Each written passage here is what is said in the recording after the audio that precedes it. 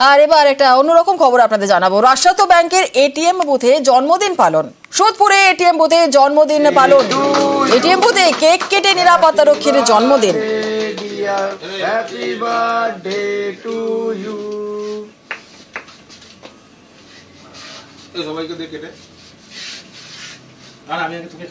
জন্মদিন পালনের video viral. রাষ্ট্রায়ত্ত ব্যাংকের এটিএম বুথে জন্মদিন পালন। সোদপুরে এটিএম বুথে জন্মদিন পালন। সুবীরের থেকে একটু জানি কারাই জন্মদিন পালন করছে, কি জানা যাচ্ছে সুবীর? ভালো কাজ করে। দেখো, সোদপুর এসবি টাউনে সেখানে রাষ্ট্রায়ত্ত ব্যাংকের এটিএম, সেই এটিএম এর যে নিরাপত্তা রক্ষী, সেই নিরাপত্তা রক্ষীর জন্মদিন পালন করা হচ্ছে কেক কেটে।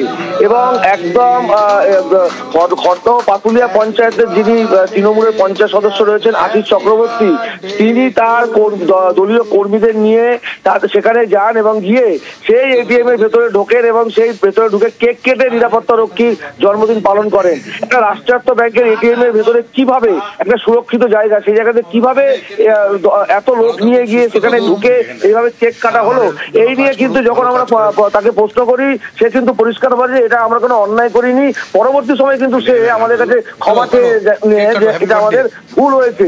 তো এই জায়গা থেকে, অর্থাৎ এই যে রাষ্ট্রায়ত্ত ব্যাংকে যে জায়গা থেকে এটিএম এর নিরাপত্তা নিয়ে বিভিন্ন সময় প্রশ্ন ওঠে, সাইবার প্রতারণার প্রশ্ন ওঠে, সেই জায়গা থেকে এত লোকজন নিয়ে গিয়ে রাষ্ট্রায়ত্ত এটিএম এর মধ্যে যে তৃণমূল পঞ্চায়েত সদস্য যে জন্মদিন পালন করলো কেক কেটে, এই নিয়ে কিন্তু যেমন এটিএম নিরাপত্তা নিয়ে প্রশ্ন উঠছে, পাশাপাশি এই যে পঞ্চায়েত সদস্য তারও কিন্তু ভূমিকা নিয়ে প্রশ্ন উঠছে।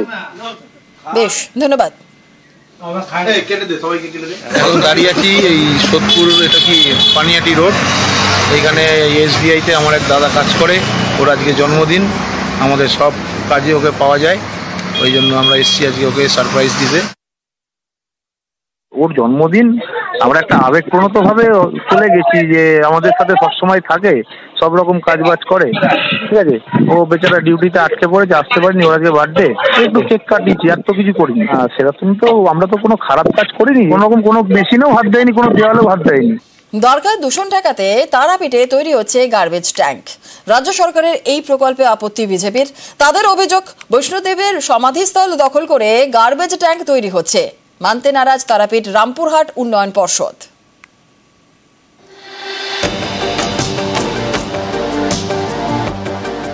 দূষণ রুখতে গার্বেজ ট্যাঙ্ক। তারাপীঠে দ্বারকা বাঁচাতে উদ্যোগী রাজ্য সরকার। শ্মশানের পাশে কাজও শুরু হয়েছে। রাজ্য সরকারের এই প্রকল্পেই আপত্তি বিজেপির। তাদের দাবি, বৈষ্ণবদের সমাধিস্থলে গার্বেজ ট্যাঙ্ক তৈরি হচ্ছে। টিআরডিএ পিএইচইকে দিয়ে যেভাবে সুয়েফ ট্যাঙ্কি বানাচ্ছে, আবর্জনাযুক্ত জল পবিত্র মহাশ্মশানে ফেলার যে একটা চক্রান্ত করছে, হোটেল লজ থেকে গন্ধ জল, নোংরা জল, পবিত্র শবদেহ ওখানে সমাধিস্থ করা হয়েছে, তার উপরে ফেলবে, এটা আমাদের ধর্মীয় বিশ্বাসে আঘাত। এই আঘাত আমরা মানব না। এই মন্দিরের জলটা দ্বারকা নদীতে যাতে না পড়ে, রিফাইন করে পড়ে, সবজি বাজার একটা পড়ে, হোটেলের ওই জায়গায় তারাপীঠে এইরকম কম করে 30টা পয়েন্ট থেকে জলটাকে তুলে যাতে নদীতে না পড়ে সে ওয়াটার ট্রিটমেন্ট করে করা হচ্ছে। কিন্তু বিজেপি এই চক্রান্ত করে এই কাজে এই তারাপীঠের এই উন্নয়ন এবং দ্বারকা নদীকে শুদ্ধ রাখতে চাইছে রাজ্য সরকার, কিন্তু এই বিজেপি চক্রান্ত করে এই নদীটাকে অশুদ্ধ করছে।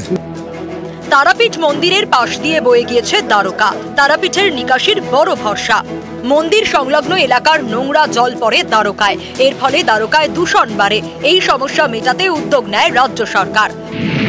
তারাপীঠে তৈরি হচ্ছে গার্বেজ ট্যাঙ্ক। মন্দির সংলগ্ন এলাকার নোংরা জল জমা হবে ট্যাঙ্কে। এই ট্যাঙ্কেই নোংরা জল পরিশ্রুত হবে। তারপর সেই পরিষ্কার জল ফেলা হবে দ্বারকায়। এতে দূষণ কম হবে। পরিবেশ আদালতের নির্দেশে দ্বারকায় দূষণ ঠেকাতে এই প্রকল্পের উদ্যোগ নেয় রাজ্য সরকার। গার্বেজ ট্যাঙ্ক তৈরির কাজ শুরু করে জনস্বাস্থ্য ও কারিগরি দপ্তর।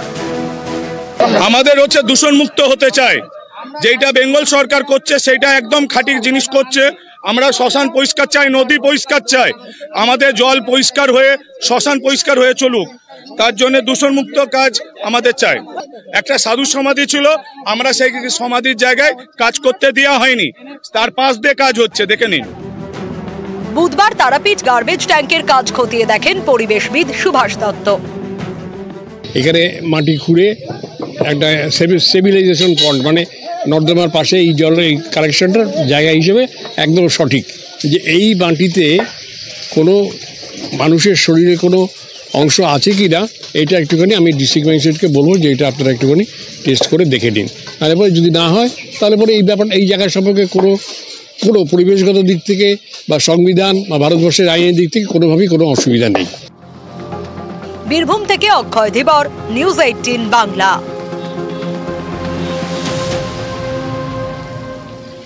জলে জল ঘোলা, কল খুললেই নোংরা জল, জলে দুর্গন্ধ, আর এই জল খেয়ে অনেকে অসুস্থ হচ্ছেন বলেই দাবি।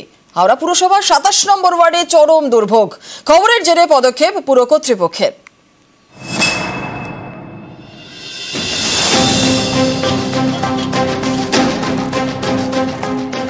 কলকাতার পাশেই হাওড়া, এই পুরসভা 27 নম্বর ওয়ার্ডের বাসিন্দারা জল নিয়ে জেরবার। কল খুললেই পড়ছে ঘোলা নোংরা জল।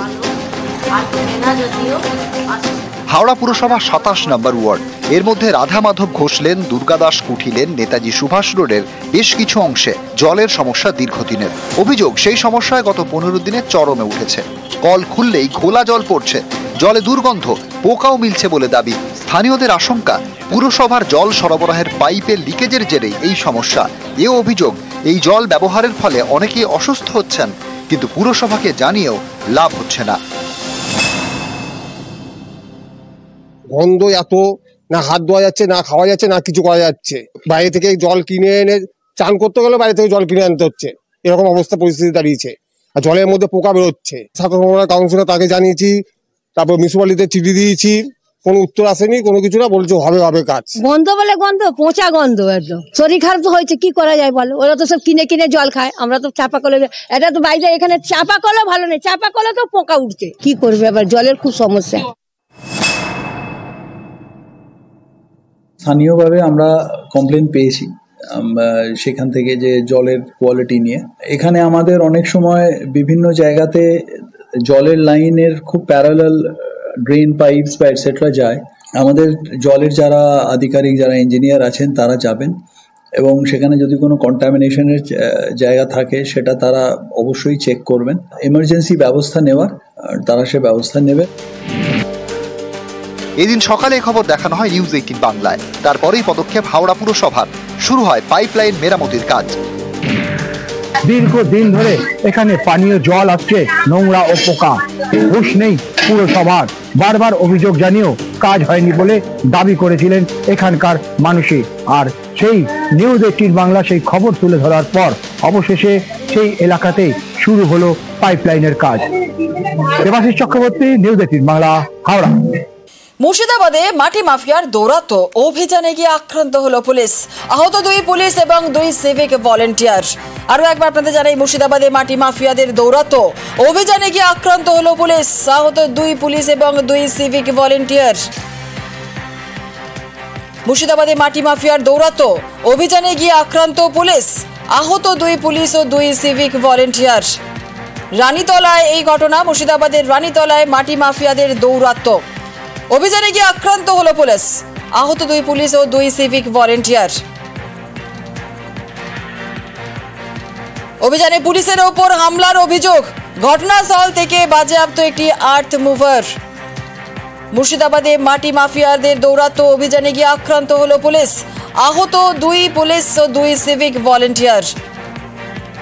অভিযানে পুলিশের ওপর হামলার অভিযোগ, ঘটনাস্থল থেকে বাজেয়াপ্ত একটি আর্থ মুভার।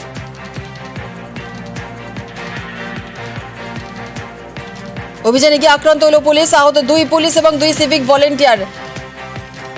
ঠিক কি অভিযোগ উঠে আসছে, কি ঘটনা, আরো বিস্তারিত জানবো। আমাদের সঙ্গে প্রণব রয়েছে। প্রণব, ঠিক কি অভিযোগ উঠে আসছে, স্থানীয় বাসিন্দারা ঠিক কি অভিযোগ তুলছেন?